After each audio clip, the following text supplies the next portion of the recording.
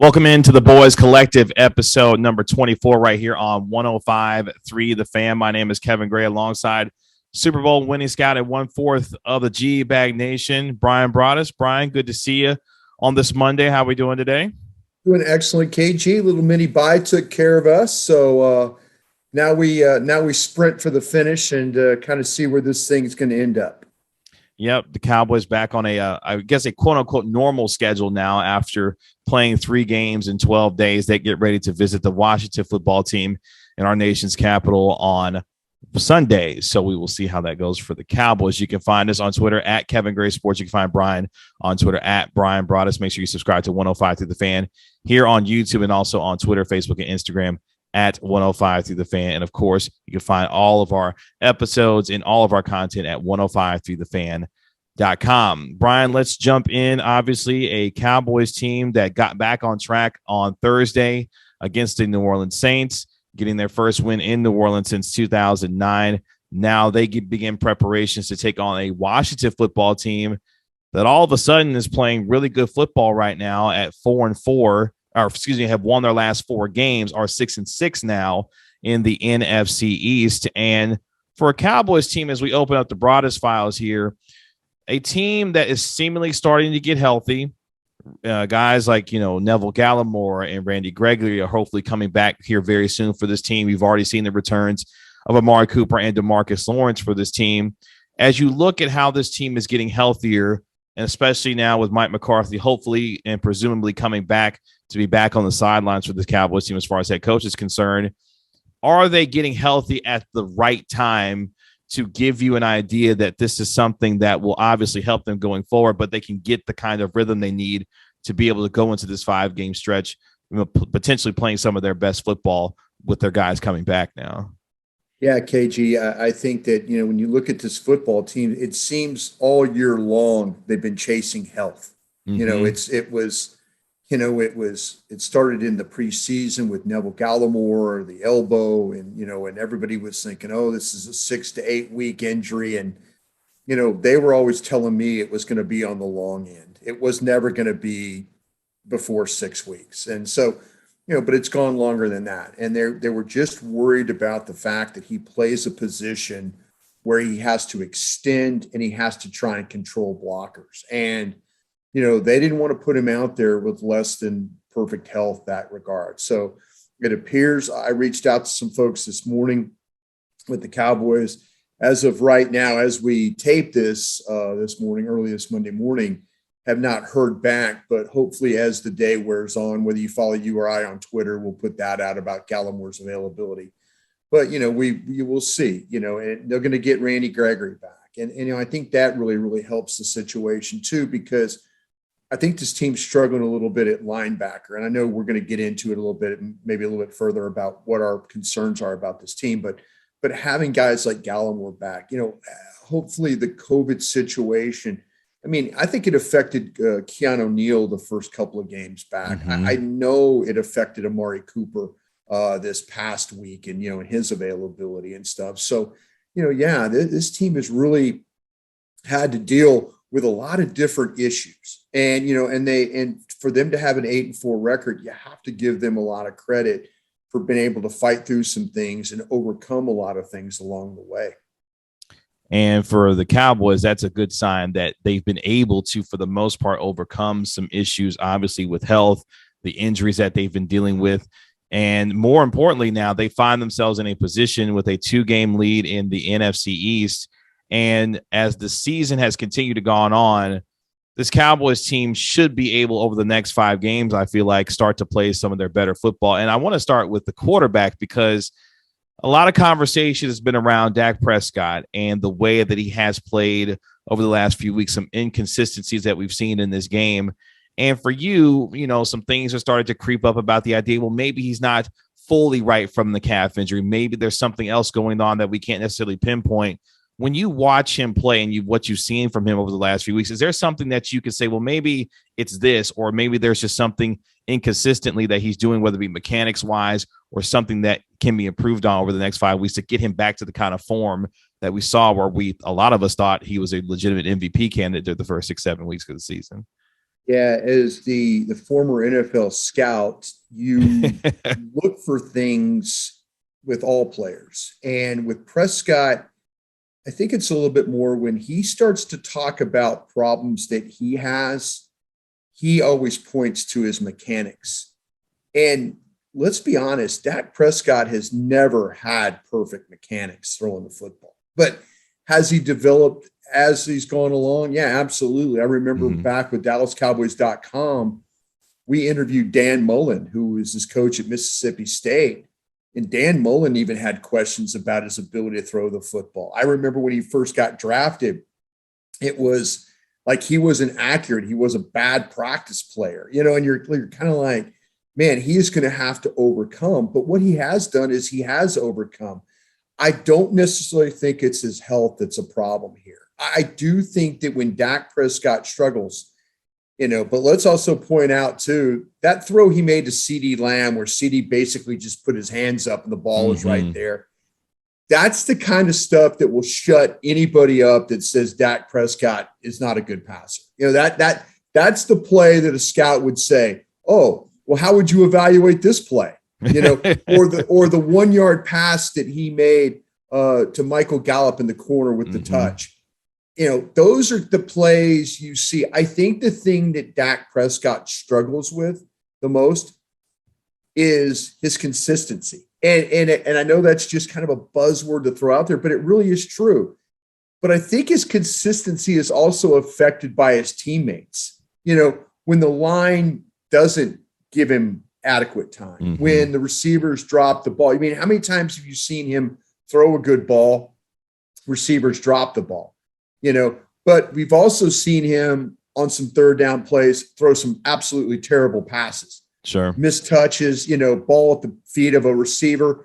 Into that Saints game, they had a chance to kill it, and he didn't throw it with enough air over the top, to Lamb to get a first down. That could have been a huge play in that game, where if they get that first down, they're running more clock, the game's over, that kind of stuff. So I think with Dak, it really, really is his mechanics that he fights every single day. But to his credit, how many times have you see a quarterback roll to his left and throw a laser shot along the sideline or throw a ball down the field? Or, I mean, he plays. Which throws he works on.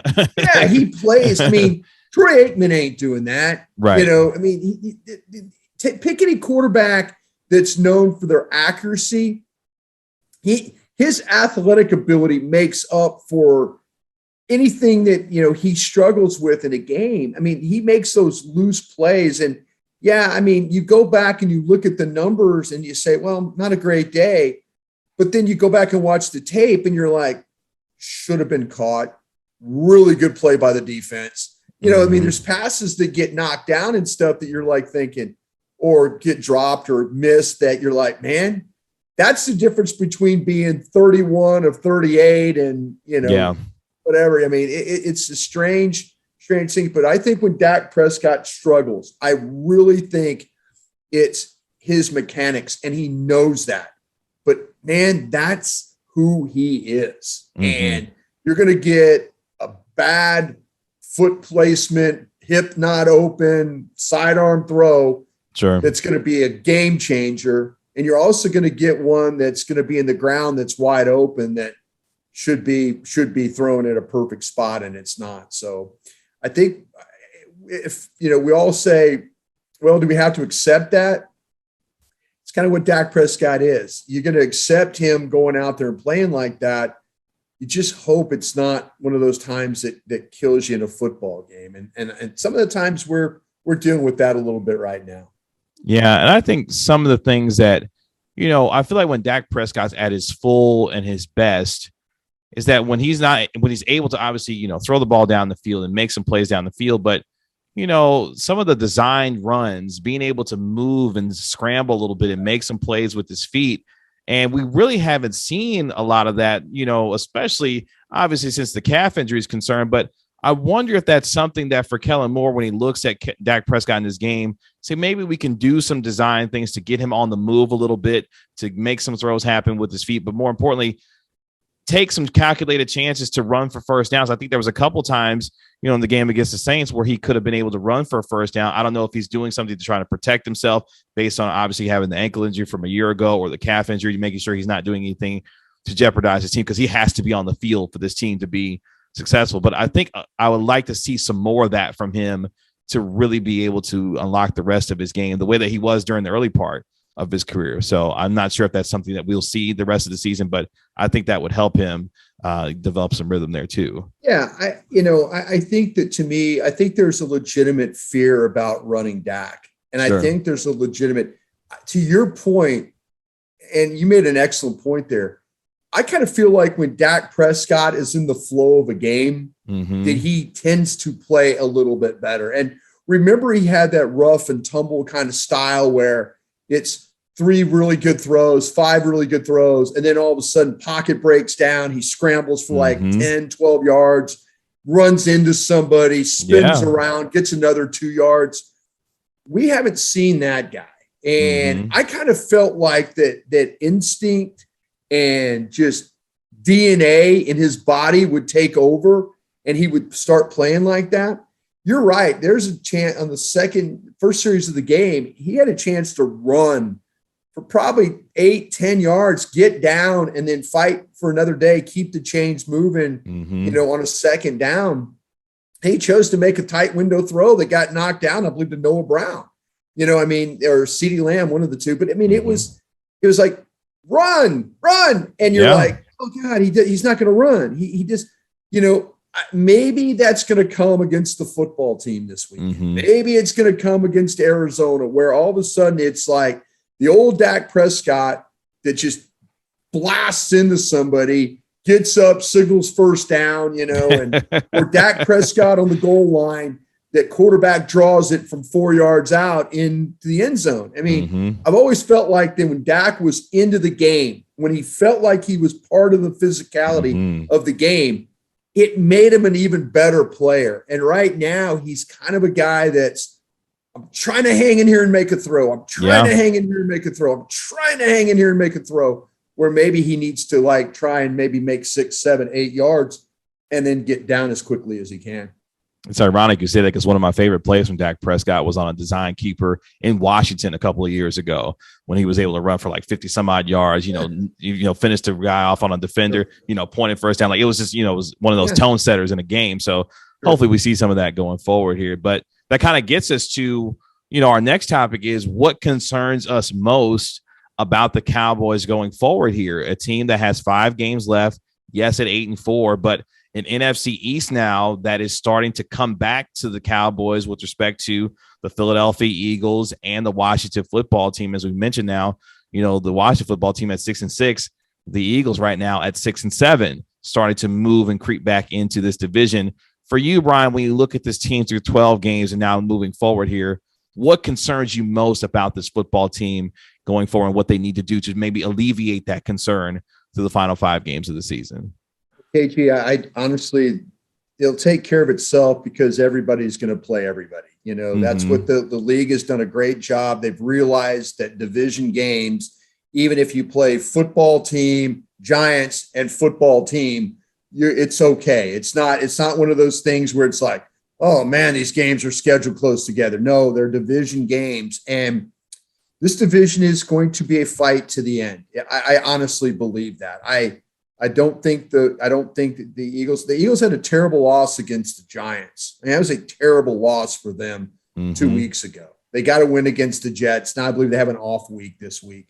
But yeah, it's football team is going to, they're getting better on defense, and this quarterback's giving them stability, and they're winning some tough games, and they're fighting through a lot of things that you're like, during the first part of the year you were going, oh, football team, defense is going to make this very competitive. And they're playing without guys. It's amazing what they've been able to do.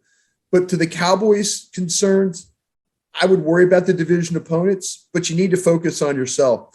Me personally, there's 2 areas I really don't think this team is very good at right now. I don't think they're particularly great on the offensive line, and I don't think they're particularly great at linebacker, and maybe these things will take care of themselves. I am of the concern that when Terrence Steele comes off the COVID list that he immediately gets plugged in at right tackle again, and I don't think they have stability. And I was a guy too, and I'll admit this, I was a guy too that was like, they got to do something at left guard, but maybe doing something at left guard, putting up with penalties and stuff like that, maybe that was the right thing to do, because this team doesn't run the ball as good as it needs to run the ball with McGovern. Even though McGovern is a stronger guy than Connor Williams, he's not the athlete. And all of a sudden they're playing against teams that have really good inside linebackers, and they're not getting their guys to the linebackers. So now, and if you're going to run the ball in the middle, you've got to secure the down lineman and you've got to get those linebackers. And they haven't been able to get that done. And it's a struggle for them. And that's why I've been talking all along. Run the ball to the edge, run the ball to the edge. Remember when Connor Williams was in there and they were pulling, they were down blocking Steele, they're down blocking Dalton Schultz. Easy blocks for those guys to make. Pull guys around, get on the edge. Zach Martin, Williams, those guys, Broaddus up on the second level. That's when they were running the football. That's how they were running the football. And maybe they need to get back to that. But I have a concern that they are not, for everything that we talk about, how great this line, in the season or preseason could have been. There's still some issues up there that they haven't figured out. They really haven't figured out the right tackle spot. Maybe they think they have, but us, I don't think they have. And the left guard spot, they gambled on a guy, but they're not running the ball as well as they thought they were going to. Now they don't have the penalties, but they're not running the ball as well as they need to run the ball, and that's an issue. And they're going to have to be able to run the football. So, but real quick, KG too. The linebackers. I'm sorry, I never do anything really quick. My apologies. But the thing that I look at the linebacker, maybe now with Tank at one end and Randy at the other, you don't have to use Micah Parsons so much as a down player. You could bring him as a rusher if you want, but now Micah Parsons can focus on being a linebacker. Him, Keanu Neal, Curse, those guys could figure out how to handle that linebacker situation. Because Leighton Vander Esch is really, really not the same player that he's injuries have robbed him of that opportunity. So now maybe with the defensive ends being stable, you can now worry about Parsons playing more as that run, chase, hit linebacker that you need in this defense. And I think that's the beauty of Parsons, is that he has shown so much versatility that you won't be concerned putting him back to his traditional linebacker spot, because he's been able to make an impact in so many different ways. You're just hoping for Randy Gregory and DeMarcus Lawrence, they continue to be able to get after the quarterback, so you don't have to feel like you have to use Parsons more, as a pass rusher and getting after the quarterback, although you can do that situationally to be able to get him, home on the quarterback because of his impact that he does have there. I think for me, my biggest concern stays on the offense, and you mentioned it with the offensive line already, so I'll go to the play caller and Kellen Moore. I don't know what's going on or what has happened since, the Patriots game and into the bye week. Obviously they're able to go on the road and get a really good win, with Cooper Rush, stepping in for Dak Prescott. But I feel like something has been off about this offense, where the creativity, pre-snap motion, and maybe that has to do with some of the inconsistency who is on the offensive line. When this offensive line was playing pretty well, Kellen Moore was able to use the creativity, with the Hulk packages, Connor McGovern, playing some fullback, whatever he wanted to do. It felt like once the offensive line was somewhat stable, he was able to do the kinds of things that he was capable of in this offense. And I know health has been an issue with, Noah Amari Cooper and those kinds of things. But I want to see, hopefully, as they have used this mini bye period here, to get back to some of the things creatively that made this offense what I felt like was one of the best in the National Football League, and be able to stress defenses the way that they were doing early on this year. So while ultimately I think he does figure it out, I just wonder what happened in that 3-4 week period there that saw things really come to a grinding halt, and maybe had to do with the running game as well, and the inability to run the ball as well. Yeah, I think you're right about that, KG. And I think what's happened is, this is just an observation on my part, and maybe some speculation. But when you were missing all these players, whether it's offensive line or missing the receivers and all, he might have had, and I mean this in no disrespect, he might have had to dumb some things down. And I mean dumb in a not to call the players dumb. Sure. But maybe he had to say, listen, I've got Cedric Wilson who knows all these spots. I got Noah Brown who knows, but when you're doing this, and I think what happened to the team a little bit was with Cedric Wilson and those guys and Noah Brown and them play 20 to 25 snaps, they're great players. When they have to play 50 snaps or 40 snaps, you start to see a little bit more of the, oh, well, they can't do this. Oh, they can't do that. And then you're relying on them to be CeeDee Lamb. You're relying on them to be Amari Cooper. Maybe you can't move everybody around because you're worrying about one of the guys short circuiting out there. They've had some issues in talking to some players about even with CD and communication when they get in these loud stadiums and relaying calls and stuff where you have guys on the outside like, well, what's the call? Hands up. What's the call? I don't know the call, that kind of stuff. So, again, dumbing it down is not saying that the players are dumb, but you're doing things in a way to say, okay, I can't overload these backup players with too much because it affects, if they make a mental mistake, then we're doomed. But they've had some mistakes offensively. Tyron Smith, Hall of Fame left tackle. Why? Blocks down, doesn't get a call, blocks down, lets the end come running off the edge, pressure, sack, all that stuff. Guys running free, and you're going, whoa. That to me is where Kellen Moore, and I'm not trying to give him a pass because I think you're right, but there might be some limitations. And let's also think that maybe some of the stuff too might be on Dak. Is Dak changing a ton of plays out there? Is Kellen sending formations and stuff in there? And Dak's like, no, we're not doing that. We're going to I see this. And maybe there's some coordinator, quarterback kind of gymnastics going on right there that's maybe affecting how his game plan is really working too. Those two have to get on the same page for the final 5 weeks of the season because the way that this division has started to shape up, they're going to need to be able to win football games down the stretch, which gets us to our last topic real quick for today.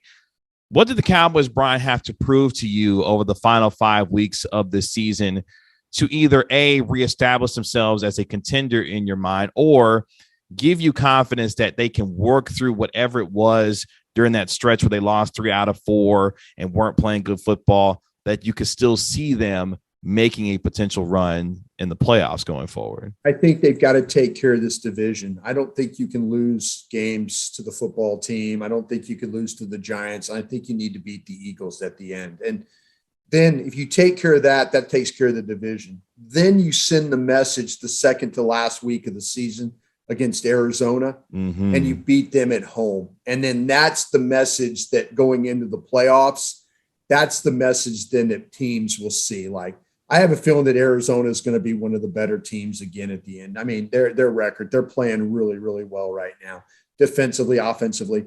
You beat a good Arizona team at home who might be in the 1 or 2 seed right there.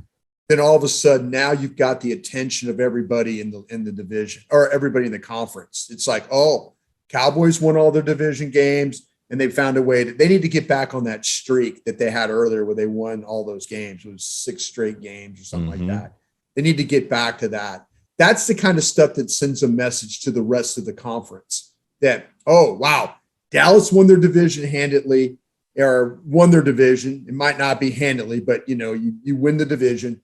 And then you find a way to beat Arizona that second to last week of the season. That's the message that you send not only to the Packers, to the Buccaneers, to 49ers, football team, whoever's left in the tournament, as we sit right now. And that would be, and maybe that's that 5-game winning streak gets you to where you are the second seed, where then you turn around and then you're going to play somebody at the bottom end of that. But I think there has to be a message. I don't think you could have this inconsistency where you just spew oil as you're getting, you win the thing on you win the division on the last game of the year in Philadelphia. I don't want that to have to happen. It might, but if you go out and you take care of this division, beat Arizona, you've sent the right message to everybody else in the conference that this team is for real and they're going to compete to be the representative for the NFC in the Super Bowl. I think for me, the Cowboys over the next 5 weeks need to prove to me that they are the team that was on that 6-game winning streak. Not saying that you're going to win 5 games in a row, but what they showed was an ability to adapt to opponent week over week, whether it be going to New England on the road and winning a tough road game in overtime, whether it be going to Minnesota, overcoming, not having your quarterback. This team, in a lot of ways this year, has been proven to handle adversity and to do it in a variety of ways. Can they continue to be that adaptable to their opponents going forward, where Washington defensively is getting better?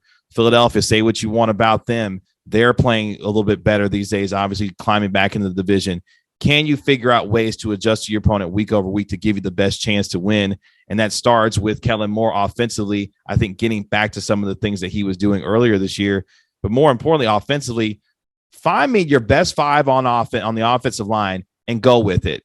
All of this shuffling around, whether it be at the left guard spot, the right tackle spot, whatever the case may be, find your best 5 and go for it, and then live with the results from there, because at some point you have to settle in on what you want to have as that buzzword that Mike McCarthy talks about is continuity, because all this wackiness that we've seen in the offensive line, I think, has really disrupted this offense in a way that I don't think a lot of us saw coming at the beginning of the year, because I think we thought that the offensive line was going to be one of the most stable parts of this team going into the season, and that just simply hasn't been the case. So for me, being able to continue to be adaptive to opponents and adjusting on the fly, which I thought the Cowboys were good at earlier this year too, is what they have to prove, especially being able to know that they've got 4 games in their division in their last 5. As you mentioned, the Arizona Cardinal game, probably the biggest of them all outside of the division, obviously, with that being their only one outside of the division in the last 5 weeks. So we will see as the Cowboys continue their preparations going forward here. They are in the midst of getting ready to take on the Washington football team.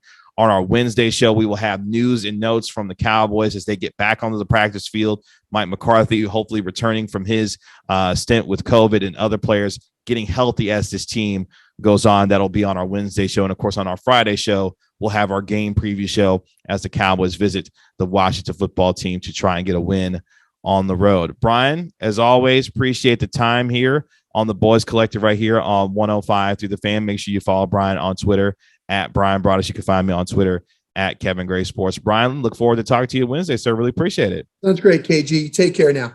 Appreciate it.